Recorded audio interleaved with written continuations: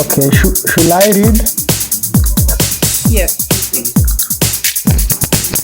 Okay. Via Areku Felishtim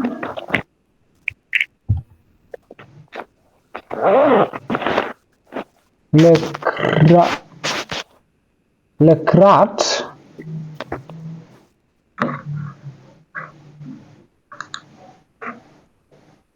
Israel Good.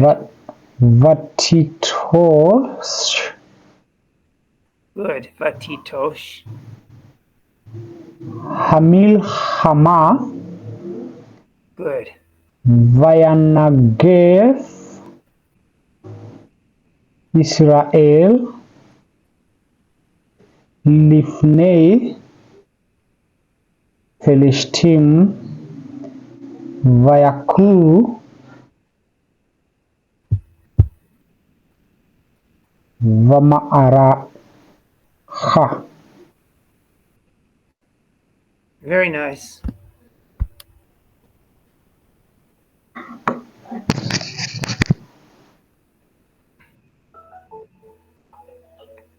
Continue.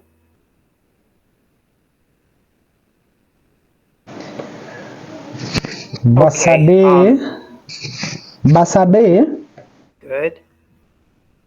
Mm-hmm. Ke'ar Ba'at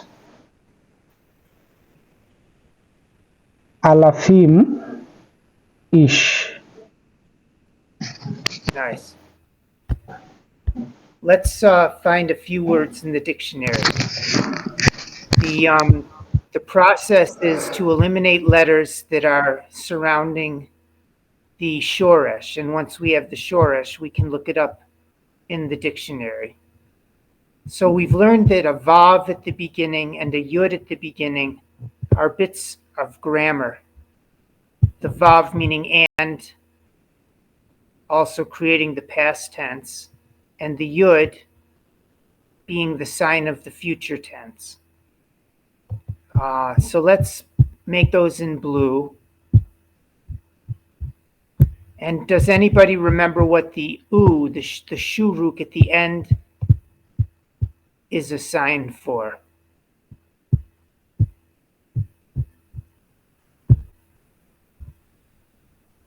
So the shuruk at the end is a sign of the plural. So what we're left with is our root, our shoresh. Ayin resh chaf. And it's the ayin resh chaf that we can look up in the dictionary.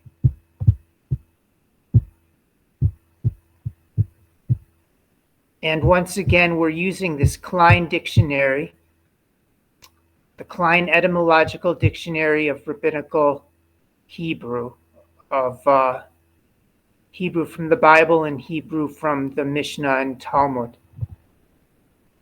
Let's look up Ayin Resh Chaf in our dictionary and see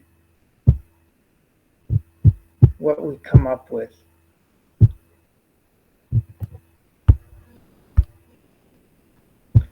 So let me get into a Hebrew keyboard and click back into the box. We're looking for Ayin Resh, and I'll make it a Chaf Sofit, okay? I'm going to make it a Chaf Sofit. So here we have the Shoresh, Ayin Resh Chaf Sofit. And Johanna, could you read the definition of the Ayin Resh Chaf Sofit? Arach. Yes. So Yarach means to set in order, arrange, to assess, to estimate, to value. Nice. So now we have to extend these definitions to something that makes sense in the verse. Let me show you what I mean. Actually, Johanna, we've done some of this work. Joseph, we've done some of this work.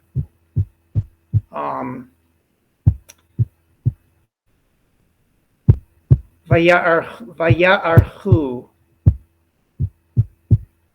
Plishtim likrat Yisrael. The Philistines to join Israel. Vaya'archu Plishtim. The Philistines gathered or arranged themselves or organized themselves, likrat Yisrael, to meet or to face Israel. And of course, they're getting ready to do battle with Israel. So actually, it's not all that difficult. We use to set in order or to arrange. And we understand that Vaya'archu Plishtim, and the Philistines organized themselves or arranged themselves to meet Israel, likrat Yisrael, to face Israel in battle. Let's try another one, and let me teach you something a little bit new. Frequently, we have a tav, which is also a sign of the future tense. Like we have the word daber, to speak. Tidaber is you will speak. We have the word karev, to draw near. Tikarev means you will draw near, or she will draw near. So we already know that the vav means and. So we eliminate that letter from our analysis. And I've pointed out that the tav is a grammatical element that points to the future tense, just like the yud. So we eliminate that letter. So Gideon, what two letters are remaining that would be in our shoresh?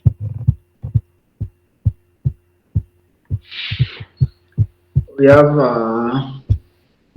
have tet and shin. Exactly right. Now the problem, Gideon, is that we only have two letters, and we need three letters for a proper shoresh. So in 90% of the cases, that missing letter, that mystery letter, is a nun, and the shoresh is actually nun tet shin. I'll bring it down here. The shoresh is actually nun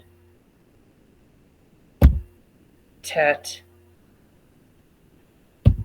shin. Where's the shin?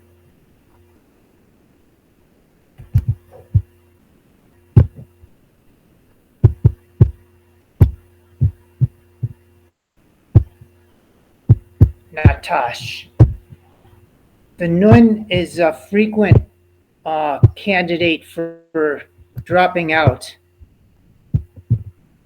And that's exactly what happens here. The nun drops out, and this dagesh inside of the tet stands in place of the nun. It indicates that there's a letter of the shoresh that's fallen out, and it's the nun. Johanna, if you think about it, or if you pronounce the word with the nun in there, tin tosh, just for the sake of understanding what's going on from a linguistic point of view. Tin tosh, tin tosh, titosh, titosh. The nun wants to fall out because we want to say the word faster. In spoken language, sometimes a letter falls away, and that's what happens with the nun. Tin tosh is kind of awkward, it's kind of stumbly, and what happened is in the course of the evolution of spoken Hebrew, the nun dropped out. Tin tosh, titosh, titosh. Does that make any sense at all, Miss Johanna? Yeah, somehow it makes sense, just that I have to get used to it. Right, it's a new idea, and it's probably not unique to Hebrew, but it's the evolution of language as it's spoken. Um, I think it happens all the time in Kiswahili, Gideon. For example, is it possible like kuana ended up abbreviating into kuna, or am I way off with that? Is it true? Yes. So, in the evolution of spoken Kiswahili, sometimes we drop certain letters, and you could probably think of a few examples faster than me. Um, like I won't get too deep into the Kiswahili analysis, but it's the same idea. Sometimes letters drop out, and that's exactly what happens with the poor Nun. Although I love the Nun very much, he tends to drop out, and we're left with two letters in the Shoresh in the verse. But our job is to look this up in a dictionary, and we can't look up the dictionary until we put the Nun back in. So that's where I'm driving with all of this, Johanna, is that we need to put the Nun back into this Hebrew root to get a proper three-letter root, and then we can look up Natash in our Hebrew dictionary. And this is new stuff. This is advanced stuff for the course, for my advanced readers, obviously. But this gives you your key to becoming a translator, you know, of the words, this ability to identify the roots, in this case, Natash. And if I go over a minute or two, it's no big deal. Let me finish this demonstration. So here we have Natash. And August, could you kindly read the meaning of Natash? To live, forsake, To leave. abandon, permit. Beautiful. So let's go back to the verse and see if any of these words leave, forsake, abandon, permit make any sense.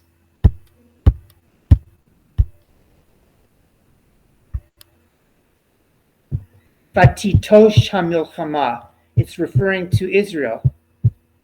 And what it means is Israel abandoned the war. They abandoned the fight. Vatitosh hamilchama. They abandoned the fight. Vayinagef Yisrael, and Yisrael was sorely smitten or beaten up. Lifnei Plishtim, by the Philistines. Vayaku b'maracha, and basadeh, and they were beat up in the battle in the field. Ke'arba'at alafim ish, approximately 4,000 men.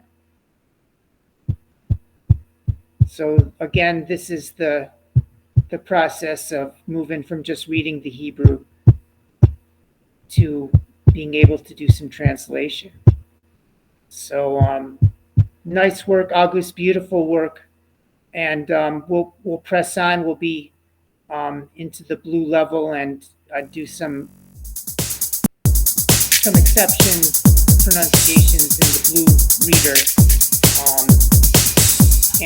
And thank you guys for